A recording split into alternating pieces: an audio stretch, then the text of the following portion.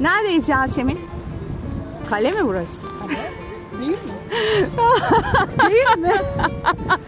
Selçuk Kalesi ama Sencan Bazilikası'na gidiyoruz. Ha. Neredeyiz Yasemin? Sencan Bazilikası'ndayız. Yani Efes'teyiz. Yani Selçuk'tayız. Evet, benim çocukluğumun geçtiği yerlerdeyiz. I feel like I'm losing my mind. Is everybody in the world blind? Please Lord give me a sign. Karşıda Selçuk Kalesi. Ve geniş bir alana yayılmış açık hava müzesi niteliğinde Sencan Bazilikası. Sencan Bazilikası ve Selçuk Kalesi'nin yer aldığı Ayasuluk Tepesi Selçuk için ve bu bölge için önemli bir alan. Ayasuluk Tepesi Efes'in ilk yerleşimlerinden birisi. Son yıllarda yapılan kazılarda ortaya çıkarılan bulgular sonucunda Ayasuluk Tepesi'nin ilk Tunç çağından başlayarak yerleşime uğradığı anlaşılmıştır. Bölge Hitit döneminde Arzava Mira Krallığı sınırları içinde yer almaktaydı. Bilim insanları Ayasuluk Tepesi ilk Tunç çağı yerleşiminin olasılıkla bu krallığın başkenti Apasas olduğunu öne sürmüşlerdir. Ayasuluk'taki ilk yerleşimin ardından gerek doğa koşullarının etkisiyle liman bölgesindeki değişimler gerekse egemen güçlerin dayatmalarıyla kent birkaç defa yer değiştirmiştir. Doğu Roma yani Bizans döneminde Efes kenti limanının Küçük Menderes Nehri'nin getirdiği alüvyonlarla dolması sonucunda Ayasuluk Tepesi'ne bir kale yapılarak yerleşim de bu kısımda yoğunlaşmaya başlamıştır. Sencan Bazilikası'nın yapılmasıyla kentin bu kısmı yeniden önem kazanmıştır. Bölge 1304 yılında Türklerin egemenliğine girmesiyle Ayasuluk ismiyle anılmaya başlanmıştır. Ayasuluk 1348-1390 yılları arasında Hızır Bey ve İlyas Bey dönemlerinde Aydınoğulları Beyliği'nin başkenti olmuştur. İsa Bey Camisi, İçkale, medreseler, hamamlar ve türbelerde bu dönemin izleri görülür. Ayasuluk'ta 1390 yılından sonra Osmanlı egemenliği hüküm sürmüştür.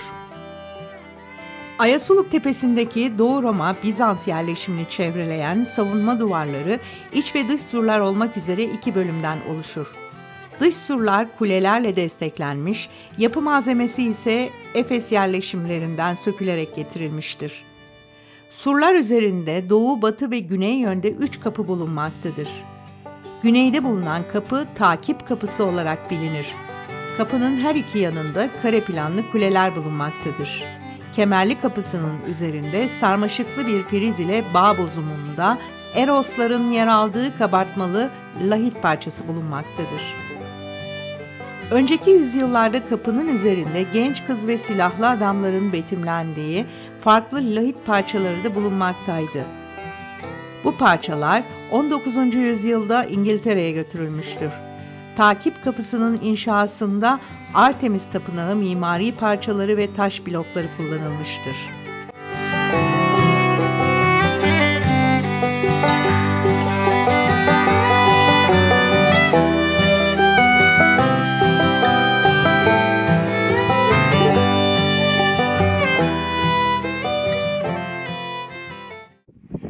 Neredeyiz Yasemin? Sencan Bazilikası'ndayız. Evet, İzmir'e 73 kilometre, İzmir'in Şirin ilçesi Selçuk'tayız ve Selçuk'ta şu anda Selçuk Kalesi'nin tam altında Sencan, Sen Yuhannes, Genç Yahya'nın Yahya anısına yaptırılmış bir yapı kompleksindeyiz. Yani aslında bir kült yapısı, yani tapınma yeri. Ve şu anda tam arkamızda atrium var. Biz girişten gireceğiz, atriumdan yani avludan geçeceğiz, nartekse yani ön girişe, koridora. Sonrasında da ana bölüm Sella'ya ulaşacağız. Oldukça geniş bir alan. Hazine dairesi var, vaftizhane var. Çok güzel bir manzarası var her şeyden önce ve güzel bir alan. 3 nefli. Biraz Yahya'dan bahsedelim. Aslında Efes'te de bahsedeceğim ama Yahya Hazreti İsa'nın en sevdiği havarisi Genç Yahya. O kadar çok seviyor ki çarmıha gerilmeden önce annesi Meryem'i, Hazreti Meryem'i Yahya'ya emanet ediyor.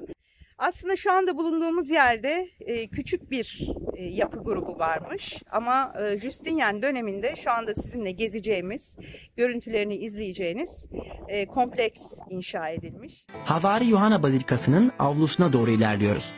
Atrium İmparator Justinian ve eşi Theodora tarafından yaptırılan bir anıttır ve yüksek bir tabaka üzerine kurulmuştur. Kilisenin ön mekanı olan Nartex'ten kilise içine giriyoruz. Konstantinopolis'teki Ayasofya mimarlık ve donatım konusunda Yuhanna Bazilikası'nın örnek olmuştur. Burada sözün masası olan kürsüyü ve onun arkasında yaşlılar kuruluna giden ve solea olarak adlandırıldığımız yolu görüyoruz. Kilisenin ortasındaki bölümde sunağın üstü olan siboriumu görüyoruz. Bunun altında Kutsal Yuhanna'nın mezarı taşı bulunuyor. Efsaneye göre Mesih İsa'nın en çok sevdiği havarisi 1. yüzyılın 60'lı yıllarında Meryem Ana eşitliğine Efes'e geliyor ve ikisi de burada vefat ediyor. Burası Hristiyanlar için çok kutsal bir yer olduğu için de kilisenin iç donatımı aşırı derecede zengin. Siborium arkasında papazların oturduğu koltuk bulunmaktadır. Ortada yükseltilmiş koltukta baş piskopaz yer alırdı. Bizans döneminde Yuhanna Bazilikası Antik Artemis Tapınağı'nın rolünü üstlenmişti. Hem haç ziyaret hem ekonomi merkezi hem de ilticacıların kabul bulduğu yerdi.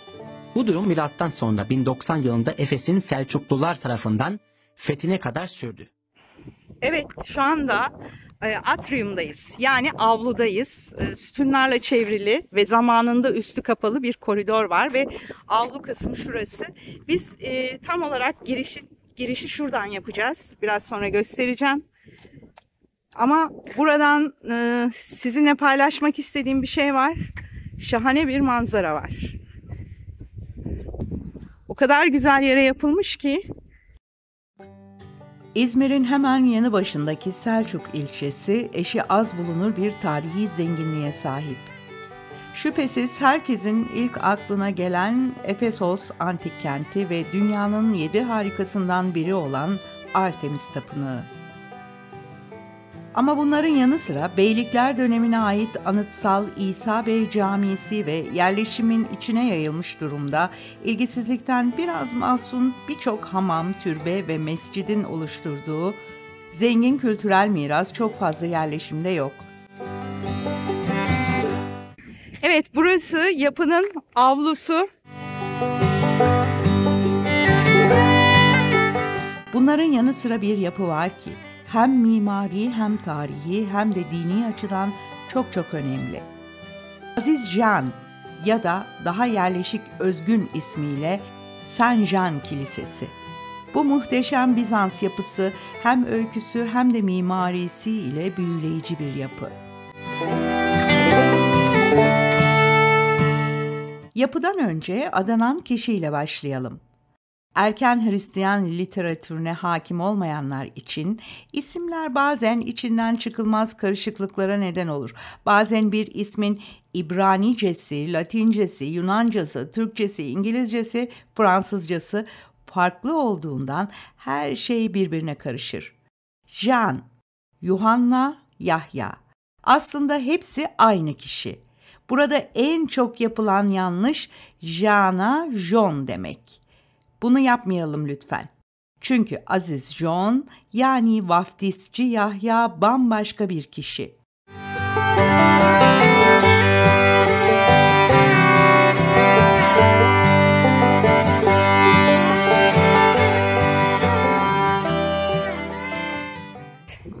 Şuradan girdik.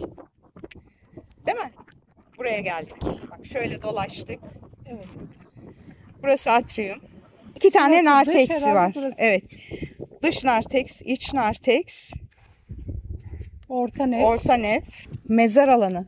Mezarı var burada. Şuradaki Apsis. Apsis. Şurası. Şurası. Hemen onun önünde. Evet. Ambon. Yani vaaz kürsüsü. Öyle söyleyelim. Şu anda orta nefteyiz. Hemen orta nefin şu tarafında. Öyle diyelim. Vaftizhane var.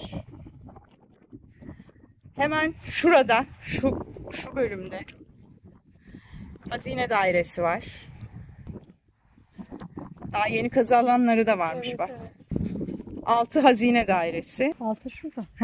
Tamam, şu tarafta. Birçok dini kişilikte olduğu gibi Aziz Can'ın da hayatına dair somut veriler yok denecek kadar az. Ancak yine her dinde olduğu gibi boşluklar anlatılanlarla gerçekliği kanıtlanamayacak, hatta bazılarına göre tartışılamayacak söylencelerle doldurulmuş. Dolayısıyla Aziz Can'ın hayatı hakkında aktarımlara gerçek tarih olarak bakmamak gerek. Karşısı da apsis. Efesli Yuhanna yani Saint Jean Theologos, milattan sonra 100 yılında sürgün dönüşünde Efes'te ölmüş ve Ayasuluk Tepesi'nin güneyinde sade bir mezara gömülmüştür. Milattan sonra 5. yüzyılda bir mezarın üzerine ahşap çatılı bir bazilika inşa edilmiştir. Milattan sonra 6. yüzyılda meydana gelen depremden zarar gören yapının yerine İmparator Justinianus ve karısı Theodora, haç planlı 6 kubbeli olan 3 nefli bir bazilika yapılmasını sağlamıştır. Bema'nın merkezindeki 4 burma, yivli sütun, Kiborion'a aittir. Altındaki kripta kısmında yapılan kazılarda ortaya çıkarılan 3 mezardan ortada olanı Saint Jean'a aittir. Bu mezarda buluntu ele geçmemiştir. 13. yüzyılda mezarların içinin boş olduğu kaynaklarda geçmektedir. Bazı kaynaklarda kutsal olan kalıntılarının Konstantinopol'de Havaryun Kilisesi'ne taşındığı öne sürülmüştür. Bazilikanın kuzey kısmında üstü ahşap çatılı apsisli bir yapı ve yanına hazine dairesi yapılmıştır.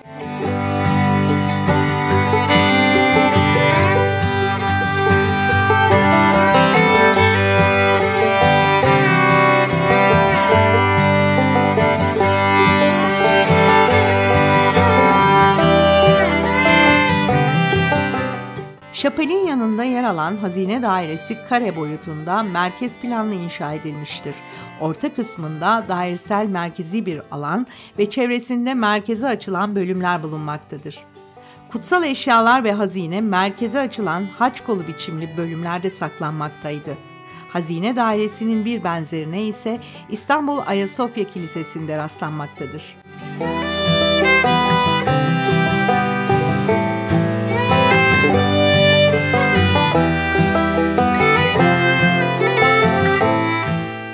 Yasemin, vaftizhaneye geldik. Evet, merak ediyorum. Ve harika mozaikleri var.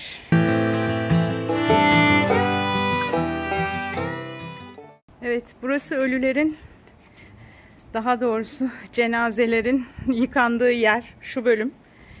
Mozaikleri hala duruyor.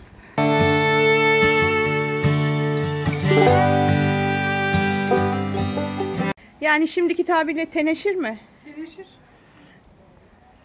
Vaftizhane bayağı büyük değil mi? Evet.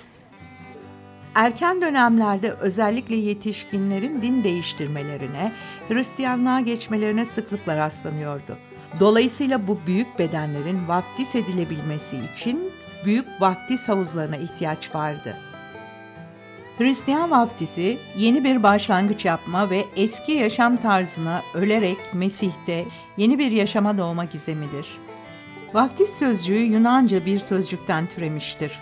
Tarihsel bağlamda vaftiz kelimesi bir şeyi bütünüyle suya sokmak, daldırmak, batırmak anlamına gelmektedir.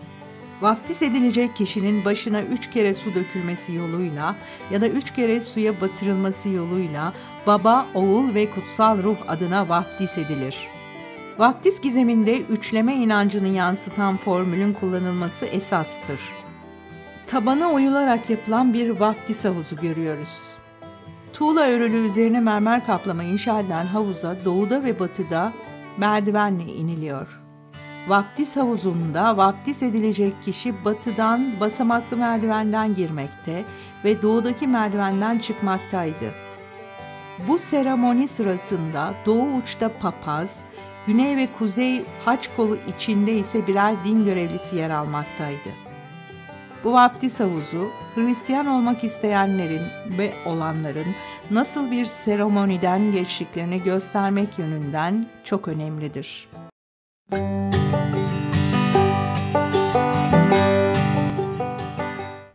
Yapının orta kısmında basamaklı merdivenli yuvarlak vaftiz havuzu, yanındaki kare boyutlu havuzlardaysa kutsal su saklanmaktaydı. Vaftizhane milattan sonra 5. yüzyılda ahşap çatılı bazilika ile birlikte inşa edilmiş, sonrasında yapılan kubbeli bazilika ile birlikte kullanılır olmuştur. Bugün kalıntılarını gezdiğimiz yapı burada ilk inşa edilen yapı değil. Şüphesiz Aziz Can'ın öldüğü yıllarda hala Hristiyanlık serbest olmadığı için bu önemli kişiye gösterişli bir mezar yapmak mümkün değildi. Ancak 5. yüzyılda, yani Hristiyanlığın serbest bırakılmasının ardından buraya Aziz'in anısına ona adanmış bir ahşap çatılı kilise yapılıyor. Tabii bu kilise bugün kalıntılarını gezdiğimiz kiliseden daha mütevazi bir yapı.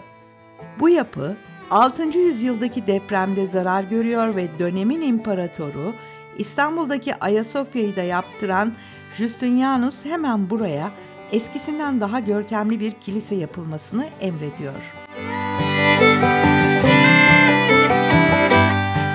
Vaftizhane sekizgen planlı, merkezi bir kısımla çevresindeki bölümlerden oluşur. Merkezi kısmın etrafını bir koridor çevirir ve bu koridora açılan üçgen planlı köşe odaları bulunmaktadır. Merkezi kısmın doğu ve batı kısmında bulunan apsisli salonlarsa vaftiz törenlerinin yapıldığı yerlerdir. Günümüzde yapının büyük oranda zemin malzemeleri özgün yerinde, yani in situ olarak bulunuyor. Bazı yerlerde bulunan mimari parçaların yerlerine yerleştirilmesi, bazı yerlerde ise tamamlamalar şeklinde restorasyonlar yapılmış. Doğal olarak yapının üst örtüsüne dair hiçbir şey kalmamış. Bazilika ile takip kapısı arasında Justinianus dönemi öncesinde inşa edilmiş 3 kemerli anıtsal bir kapı bulunmaktadır. Anıtsal kapı, haç kiliselerinin avlularına açılan Roma dönemi mimari özellikleri yansıtır. Saint Jean Bazilikası, Orta Çağ'da Hristiyan hacıların sıkça uğradığı bir haç kilisesi konumundadır. Haç kilisesi olma mevzusunu biraz daha açalım. Özellikle Orta Çağ'da Hristiyanların ziyaret ederek hacı olmayı bir ödev saydıkları, çoğunlukla bir havari, aziz veya mucize ile ilişkilendirilen İspanya'dan Orta Doğu'ya yayılmış birçok kiliseye haç kilisesi deniyor. Aziz Can Kilisesi de onlardan biri.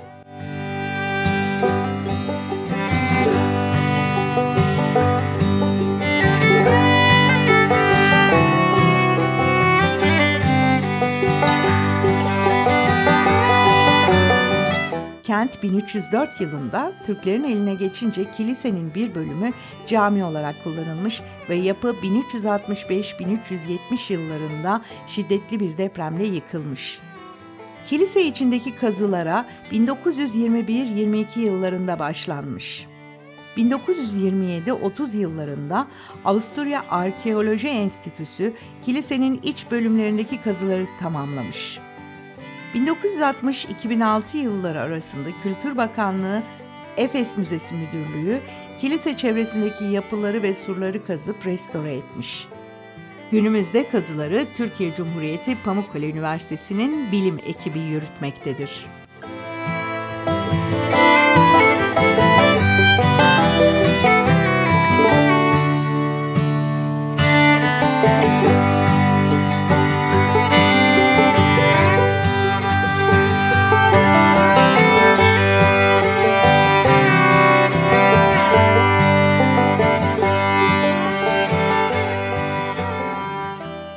Atrium. Üç tarafı stoalı. Dış narteks, iç narteks, nef ve bema bölümü, apsis bölümü. Tam şurada mezarı var. Ve arka tarafta bir şapel. Dönüyorum. Şapeli.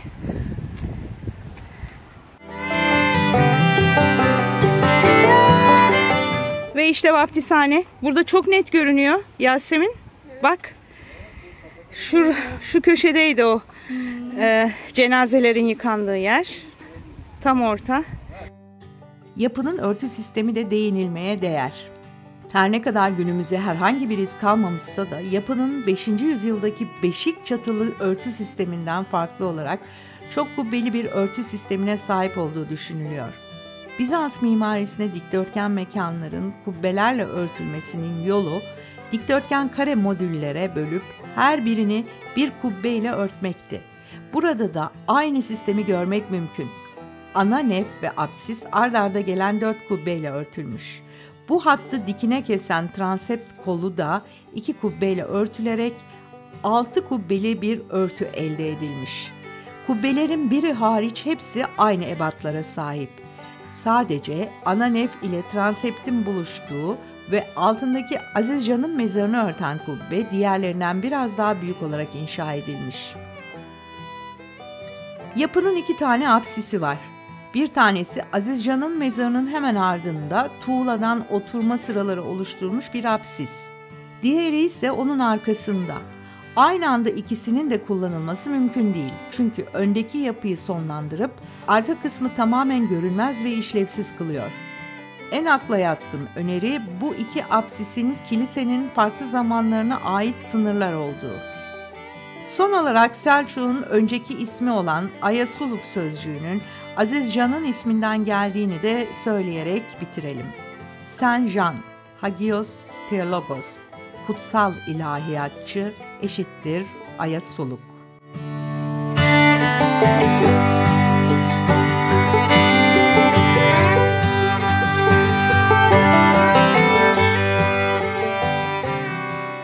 Ve bu yoldan kaleye çıkıyoruz. I feel like I'm losing my mind. Is everybody in the world blind? Please Lord give me a sign, a sign. Doğu Roma Bizans döneminde Efes limanının dolması sonucu Saint Jean Kilisesi'nin kuzeyine inşa edilen Selçuk Kalesi, Aydınoğulları Beyliği döneminde de onarılarak kullanılmıştır.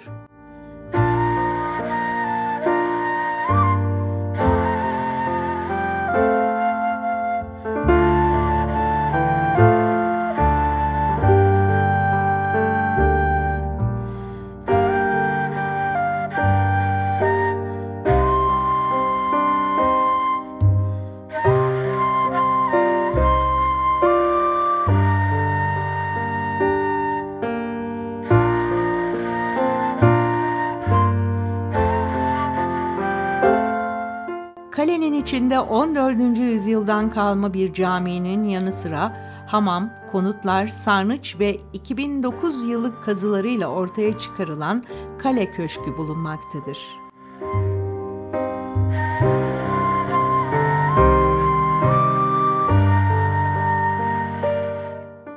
Kale, Doğu Roma yani Bizans sonrasında Aydınoğulları Beyliği döneminde de kullanılmış, iç kaleye birçok yapı eklenmiştir. Kalenin 1403 yılına kadar kullanıldığı ve sağlam ulaştığı bilinmektedir.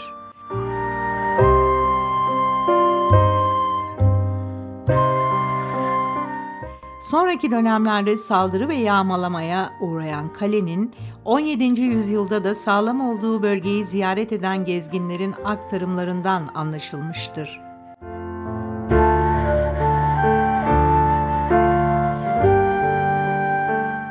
İç kalenin doğu ve batı yönü olmak üzere 2 kapısı vardır. Kale kapısı üzerinde 16 kule bulunur. İç kalede kazılarla ortaya çıkarılan restore edilen kale köşkü olarak isimlendirilmiş yapı hamamın güneyindedir. Emir ya da bey köşkü olarak kullanılmış yapı kare planlıdır. Olasılıkla Osmanlı döneminde de değişik işlevleri olmalıdır. Köşkün batısında üçgen planlı odalar, kuzeyinde ise hamam yapısı bulunur. Üçgen planlı odaların köşkle organik bağı olduğu düşünülmektedir. Kale hamamı ise doğu-batı yönünde uzanan bir yapıdır. Hamam, soyunmalık, ılıklık, sıcaklık ve külhan yani ocak bölümünden oluşur.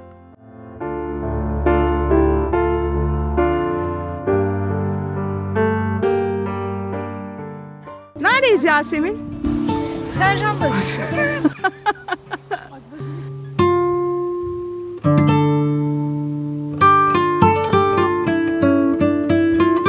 Neredeyiz Yasemin? Saint Jean feel like I'm losing my mind. Is everybody in the world blind? Please, Lord, give me a sign, a sign. I feel like I'm losing my mind. Is everybody in the world blind? Please, Lord, give me a sign, a sign. I feel like I'm losing my mind. Is everybody in the world blind? Please, Lord, give me a sign, a sign. I feel like I'm losing my mind.